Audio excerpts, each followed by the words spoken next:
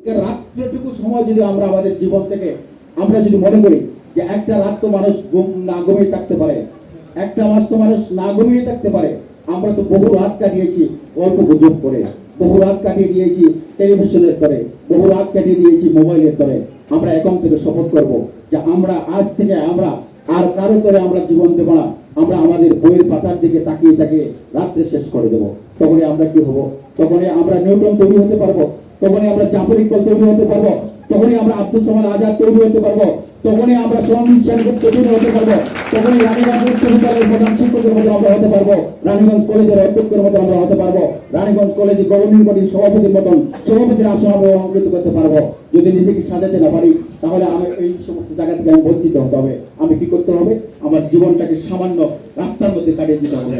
আমি ছেলে দেখবো আমার একজন বন্ধু আজকে মেডিকেল অফিসার হয়েছে, আমার উপজেলায় চলে আসবে, আর আমি তার ব্যাগটা হাতে হাতে নিয়ে অথবা রিক্সা করে নিয়ে অথবা সিএনজিতে ড্রাইভ করে আমি তাকে তার অফিসে পৌঁছে দেবো। কেন আমি পারবো না? আমি পারবো, সে কথাটাকে আমরা বিশ্বাস করতে হবে। আমি আসলে অনেক কথাগুলো বলে ফেলেছি। এত সুন্দর পরিবেশে কথা বলতে ভালো লাগে। এবং যারা এখানে গুরুজন রয়েছেন, আমি অনুরোধ করবো এদের তিলে তিলে গড়া এই কলেজ, এদের সন্তানকে যারা যেভাবে তারা লালন পালন করেছেন, এই কলেজকে তারা তিলে তিলে এই কলেজকে তারা এই পর্যায়ে নিয়ে আসছিলেন। এই কলেজ যখন প্রতিষ্ঠা হয়েছিল এইভাবে চতুর্দিকে পানি ছিল, নিজেরা দেখেও আমরা বিশ্বাস করতে পারি নাই এখানে একটা কলেজ হবে। আজকে এই কলেজের মাঠে দাঁড়িয়ে, আজকে এই কলেজের একটা রুমে দাঁড়িয়ে 200 ছাত্রছাত্রীর সামনে কথা বলতে পেরেছি, সেজন্য নিজেকে গর্বিত মনে করছি। আমরা শেষ কথাই বলবো একটা কথাই, যে নিজেকে সাজাতে গিয়ে সকল ধরনের ত্যাগ তিতিকা। আজকে একটা কথা বলি, যদিও আমার একটা মিনিট আমি বলে ফেলি। আজকে যারা এখানে বিদায় অনুষ্ঠানে নির্দিষ্ট একটা ড্রেস পরে তোমরা এখানে আসছো, তুমি কি জানো তোমার বাবা তোমাকে এই ড্রেস এই গেঞ্জিটা কেনার জন্য টাকাটা দিতে গিয়ে তোমার বাবা কত কষ্ট করেছেন? তুমি জানো তোমার জন্ম হওয়ার পরে, তুমি যখন জন্মগ্রহণ করেছিলে তোমার বাবার স্বপ্ন কি ছিল? তোমাকে নিয়ে অনেক স্বপ্ন তোমার বাবা দেখেছিলেন।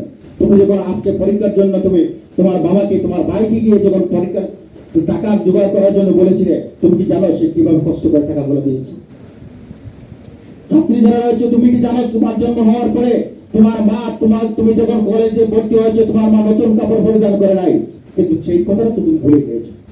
তুমি কলেজে ভর্তি হয়ে তুমি নিজেকে, তোমার বাবা তোমার মা তোমার ভাই দিন রাত পরিশ্রম করে তোমার গায়ের মধ্যে কাপড় জড়িয়ে দিচ্ছে, কিন্তু তুমি জানো না কখন তোমার অজান্তে হয়ে যাচ্ছে।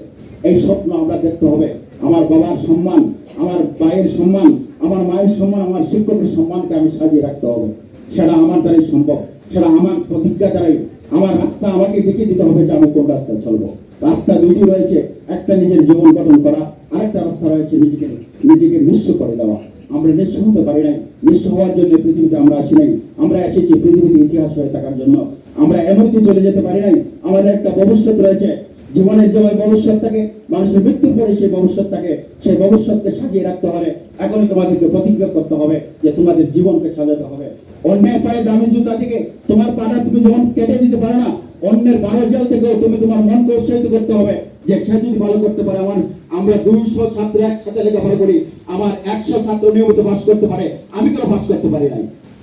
যে ছেলেটা পাস করেছে তার বাবা এত বড় রাজনীতিবিদ হয়তো নয়, এইভাবে হয়তো জাহিদুদ্দিন সাহেবের মতো ব্যবসায়ী নয়, আব্দুল সামাদ স্যারের মতো হয়তো প্রধান শিক্ষক নয়, কিন্তু একজন সাধারণ কৃষকের ছেলে, সে হয়তো ভালো রেজাল্ট করে ফেলেছে।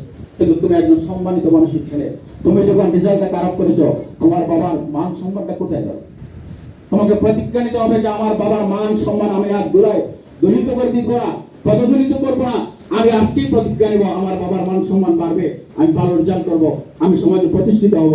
আমি যদি সমাজে প্রতিষ্ঠিত হই তাহলে আমার এলাকা গৌরবান্বিত হবে। আজকে দেখেন